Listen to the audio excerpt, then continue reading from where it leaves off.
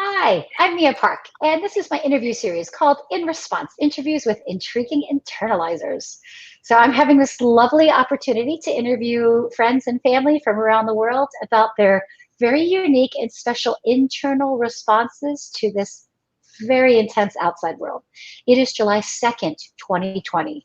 Still in the middle of a racial justice pandemic, still in the middle of a health crisis pandemic of COVID 19. And I started this interview series to talk to people like my friend Ben Vincent, to get a news report from their deep mind, heart, and soul to kind of inspire us of other ways of thinking of what's happening outside, and also just to share in this human web of existence we share together. So Ben is a very learned, he's a heart guy, but Ben's also a cerebral guy. He's a scholarly yoga teacher and practitioner. And we've known each other probably 15 years or so from studying yoga together in various places. And Ben is with his wife, Angela Vincent, also a yoga teacher, and their lovely family in Minneapolis, which is a hot spot for a lot of reasons we'll get into in the world right now. And welcome, Ben. Thank you. I'm so happy to be with you. Yay, I'm so happy to have you. Thank you. Yeah. Is there anything else you'd like people to know about you? I'm also a musician. All right. And this time of year, I love to be in the garden as much as possible. I tell people I moonlight as a yoga teacher. I like to be a gardener this time of year. Yeah, that's right. They have a lovely house that I've been fortunate enough to stay in often, and their garden is like kind of incredible. You know, every time I plant cilantro, I think about you because I remember you and I talking about how to stop it from bolting, and I just haven't gotten it right yet. Yeah, it takes a lot of presence. Yeah. You can always reseed. You can always reseed. That's right. That's right. So let's dig into what you're seeing as your outside world, and then please, I'd love to hear about your inside response to that outside world. Yeah. So as we talked about, we're in South Minneapolis, which is a very interesting place to be in this time.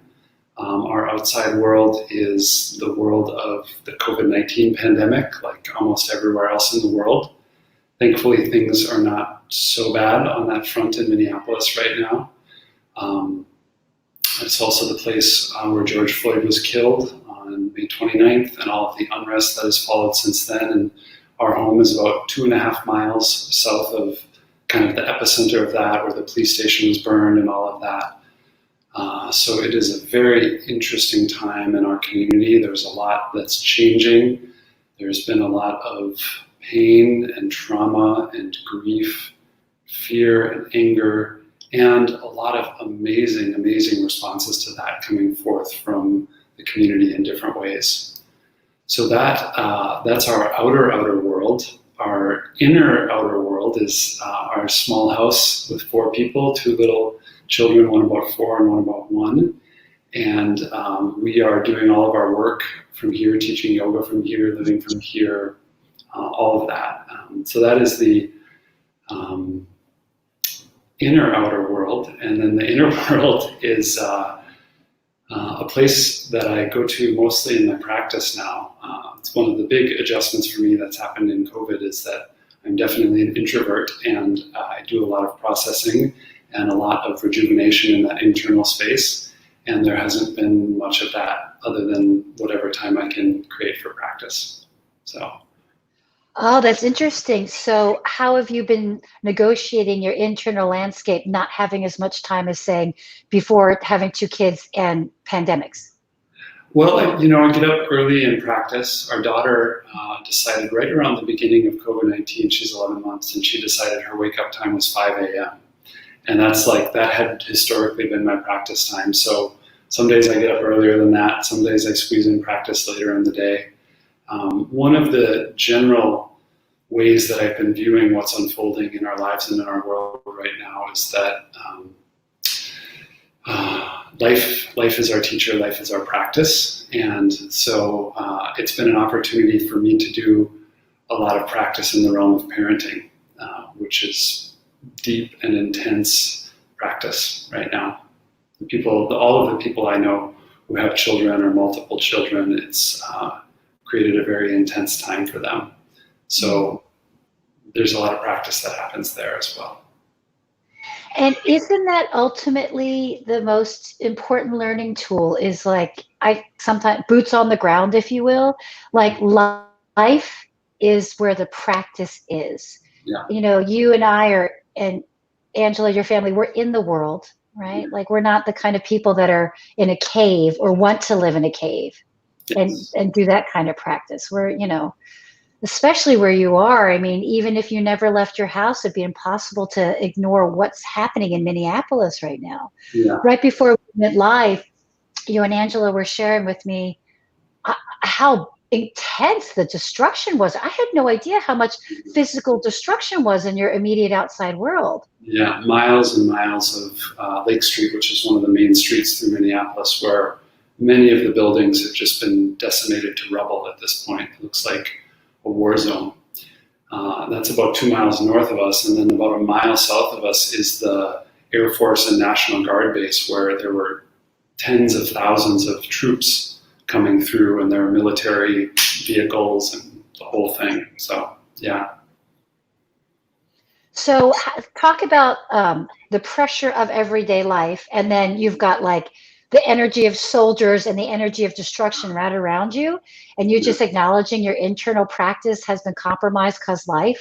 Yeah. How are you doing internally with all that extra pressure outside? Yeah, so thank you. That's a great question. It felt like we had found a pretty good balance and a pretty good rhythm in terms of working from home, teaching from home, making sure everyone's needs in our family were met as well as could be. My general disposition, the way I've been kind of viewing COVID, is that I see it as a basic truth of life, that when something is dying, something is also being born. And from the perspective of the ego, what that means is that when something is being taken away from us, something is also being given to us. And for most of us, what was being taken away in the earlier months of COVID, it was a lot of our life in the outer world, seeing friends, going out to restaurants, cultural events, all of these sort of things.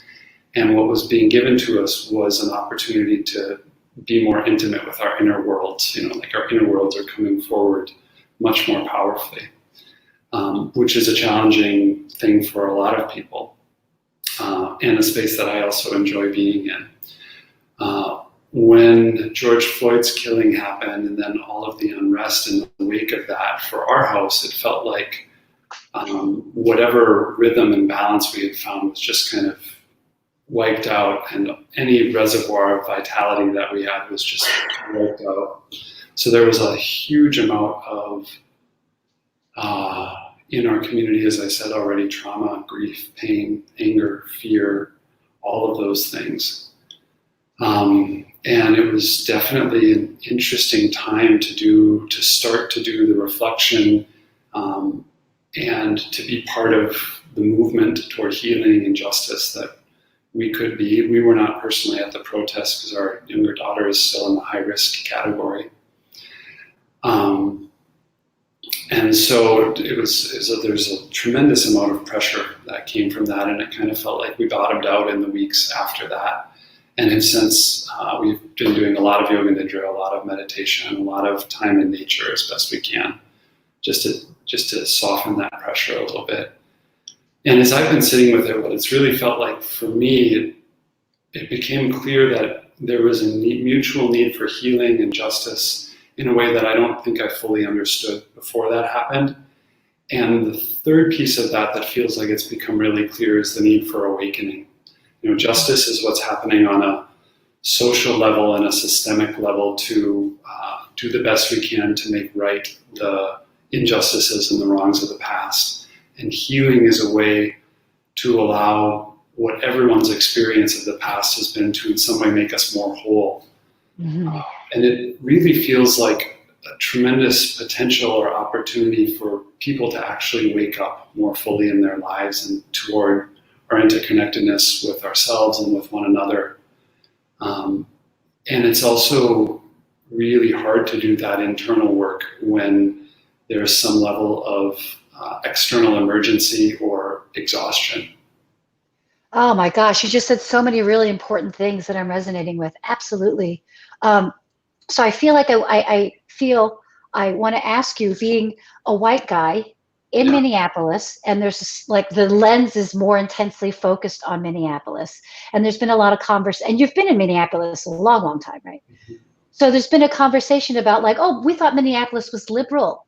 Yeah. Minneapolis, in my experience, every time I go there, I'm like, you have so many food co-ops? I thought it was this liberal bastion. And then it ends up that everyone says it's liberal, ...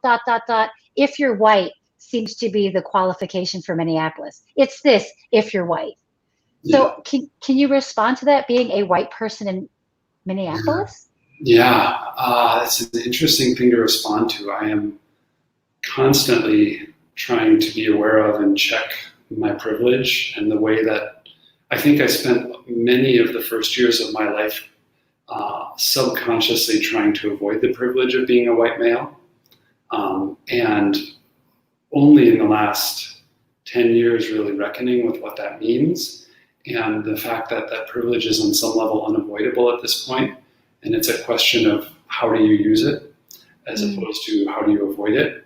In our city, there's a tremendous disparity between the lives people live, and one of the biggest factors of that, possibly the biggest factor, is race. And this has led me to do a lot of reflection to my understanding. I grew up about an hour and a half from Minneapolis in a city that was vastly white at the time, and the demographics of that have thankfully changed and evolved since then. But understanding, like in doing reflecting, I realized I went all the way through college without ever having a teacher who was not white. Oh man! It blew my mind. I'd never even thought about that before, and it was like, And you didn't even that was how it happened, and you didn't think about it. Wow, Dan. Of course, the structural racism is there if the only people who are quote unquote teachers in your life are white. So part of what I've been doing is trying to, I don't think shame is very helpful, and I don't think shaming is very helpful. And I see a huge amount of shaming going on interpersonally on social media, because what shame does to us is it tells us that there's fundamentally some part of us that is unlovable or unacceptable. And when we pile that shame on, everything else gets stuffed down. Our humanity gets stuffed down, our other emotions get stuffed down. And so I've been trying to hold space both for myself and for my students, who are mostly white, but certainly not entirely white, in a way where everyone's internal process around shame, fear, anger, grief, trauma, sadness, all of those things there can be space to allow them to come forth, because only when we allow them to come forth is there the potential for healing and awakening, right? That's right. Man, again, I feel like you're spot on with a lot of what you said. And thank you for being introspective and embracing your disposition in life. And, you and I both believe in reincarnation. We understand, but, we have an agreement that we're in this life, in these bodies, because there's a reason. There's a lot of lessons to learn in our shapes, right? So thank you for being open to the lessons that you could learn, being like, by the way, Ben's very tall, being a tall white guy in Minneapolis. That's right. That's right. Just say it, and gentle. Yeah. So thanks for that. So it sounds like you probably trust in the future. Yeah, I'm not sure if I would say I trust in the future. I would say that I have trust in life. Part of what that means is that I have trust in my own capacity to navigate the challenges of living in a world of change and the pain that comes with that, just through personal experience and through being willing to face pain and shadows and seeing those actually as opportunities for growth and learning. And in whatever larger field of awareness and connection that we live in, I feel an ability to trust in that. And part of it is just, it's so exhausting and painful to go through life feeling like you are doing this on your own. Like I've got to do all of the living and all of it on my own. And one, it's just not the reality of the world that we live in. We're so supported and so connected. But two, it functionally doesn't work. So at some point you have to be able to trust that if I exhale, the trees are going to breathe it in, and then they're going to breathe it out, and I'm going to breathe it back in. There has to be a willingness to trust the larger field of life. And that's what's been helpful for me.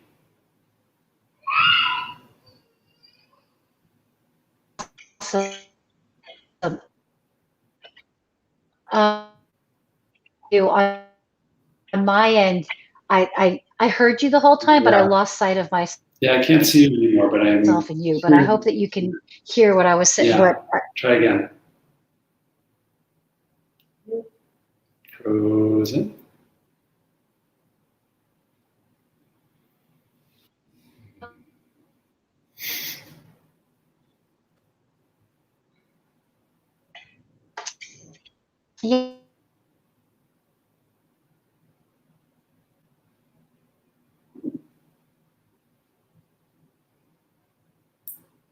Yeah, thanks for that, Ben. Sense of community, or I would say in the yoga world, the sense of sangha is also important. It also holds us, like I said, part of the divine, right? So thanks for trusting in people, I guess, is the future. So, by the way, is our connection still okay? Can you hear me? I can see you. The hearing is intermittent. I think it's a bit of a delay, but at least we're communicating. Yeah. Is it possible for you to type the questions? This is what it is. Okay. So being a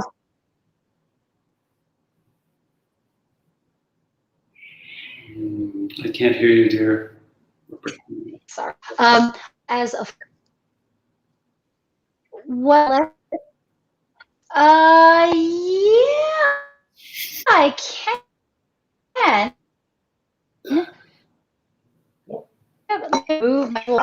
Okay. I don't know if you can see those comments to the side of your screen. Nothing is coming up under comments right now. Okay. Your voice is a little more clear, though, if you want to. Okay, good. So again, apologies. But yeah, I was asking, as a father, now that you have two little ones in this intense world. Yeah, it's a very different. It definitely changes the way that I view things and the way that I engage in things. There was definitely part of me that wanted to be out there with the protesters. My spirit is all with them. And in doing my part, but I also felt like I really needed to do what we could to keep our daughter safe from, being that she's in the high risk pool. How you educate them, how you teach them, how you, we're in an interesting time because our son is old enough to begin to understand the virus stuff, but not really able to understand the racial stuff. Or maybe it's felt more like now is not the time to open up that box of conversation for him because his world is already flooded enough with the virus. So it's a really interesting time because